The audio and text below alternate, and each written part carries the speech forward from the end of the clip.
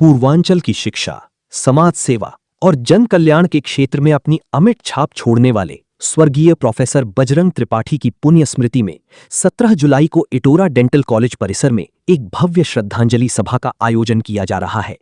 ये आयोजन केवल श्रद्धांजलि तक सीमित नहीं है, बल्कि उनके प्रेरणादायी व्यक्तित्व, शिक्षा के प्रति समर्पण और समाज के लिए किए गए अतुलनीय योगदान को याद करने का एक विशेष अवसर भी है।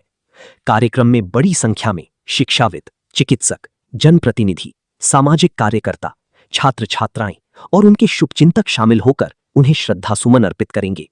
इस कार्यक्रम का सबसे विशेष आकर्षण होगा इटोरा डेंटल कॉलेज परिसर में स्वर्गीय प्रोफेसर बजरंग त्रिपाठी की प्रतिमा का अनावरण।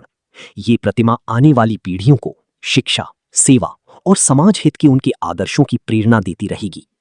आयोजकों के अनुसार ये आयोजन उनके संघर्षपूर्ण जीवन, दूरदर्शी सोच और समाज निर्माण में निभाई गई उनकी महत्वपूर्ण भूमिका को स्मरण करने का अवसर है।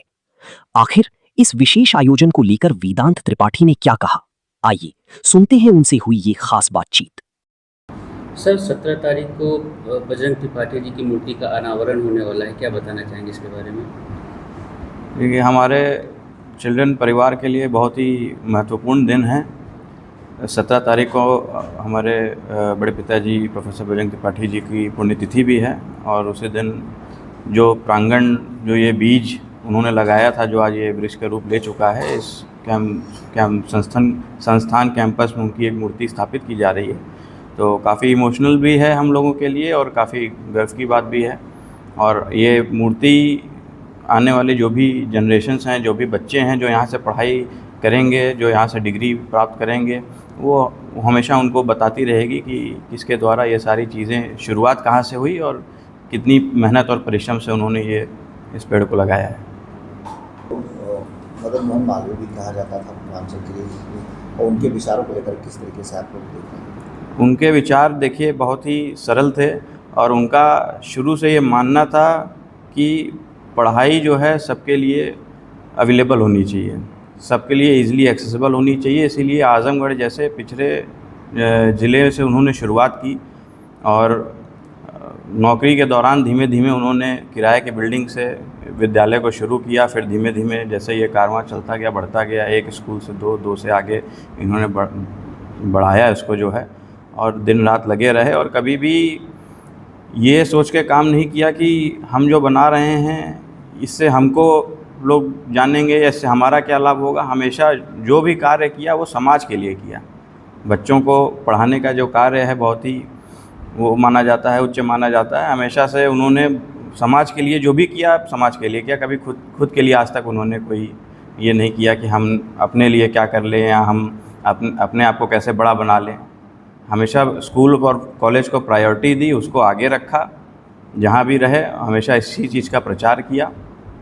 तो क्या लगातार इसी तरह उनके कारनामों को लेकर चलते रहेंगे? जी बिल्कुल, हम लोग के सर, चिल्ड्रन परिवार इतना बड़ा है, मूर्ति लगवाने का विचार इटोरा डेंटल कॉलेज में कैसे आया?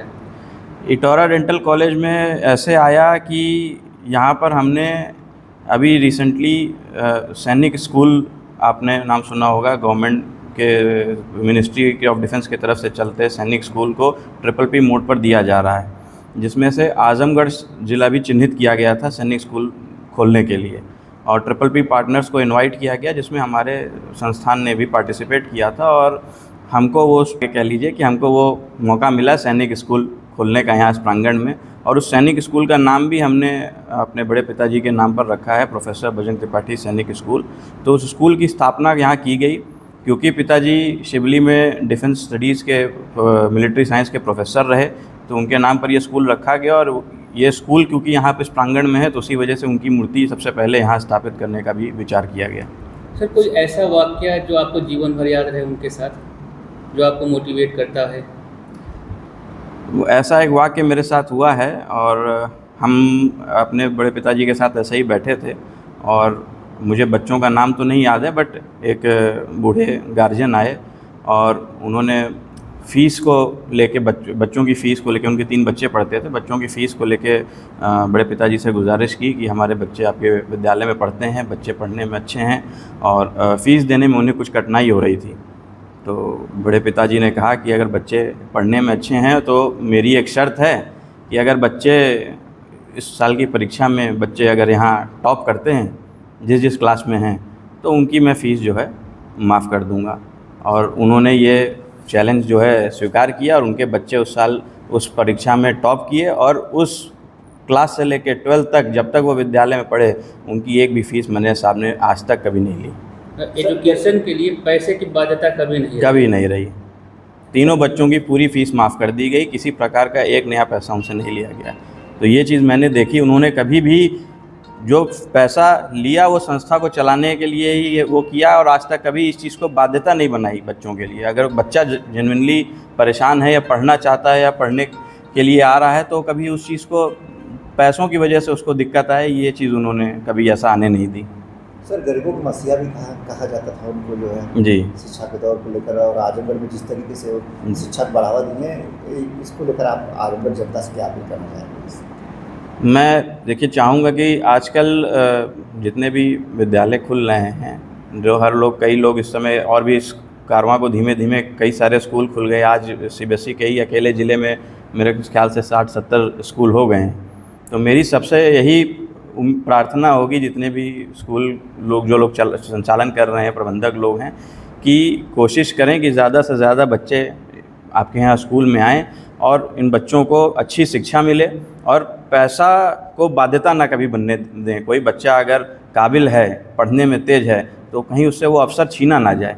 बस यही मेरी सब लोग से प्रार्थना होगी कि वो पढ़ाई उसको अच्छी मिले, पैसों की वजह से कहीं वो ऐसा ना हो कि समाज